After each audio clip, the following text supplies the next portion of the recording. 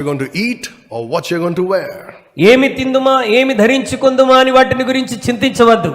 What is this, Lord? These are the very basic necessities of my life. మీరనవచ్చు, ప్రభువా వీటి గురించి చింతించకపోతే ఎలా, ఇవి నా జీవితానికి చాలా ప్రాథమికమైనటువంటి విషయాలు కదా. He says, don't worry about it. ప్రభు అంటున్నాడు, వాటిని గురించి నువ్వు చింతించనవసరం లేదు. Your Father knows that you have need of these things. ఇవన్నీ మీకు అవసరమని మీ పరలోకపు తండ్రికి తెలియనంటున్నాడు. The Gentiles seek these things. అన్యజనులు వాటిని గురించి చింతిస్తారు. In other words, the people of the world think like that. లేక లోకంలో ఉన్నటువంటి ప్రజలు వాటిని గురించి చింతిస్తారు. You seek the kingdom of God and his righteousness, and all these things will be added unto you. దేవుని ప్రజలైన మీరు ఆయన రాజ్యాన్ని నీతిని మొదలు వెదుకుడి, అప్పుడు అవన్నీ మీకు అనుగ్రహించబడతాయి. You see, Jesus wants us to have a distinct mindset from that of the world. మరి ఆ లోకము గురించి ఆలోచించేటువంటి సంగతుల నుండి మన మనస్సు వేరవ్వాలని దేవుడు కోరుతున్నాడు.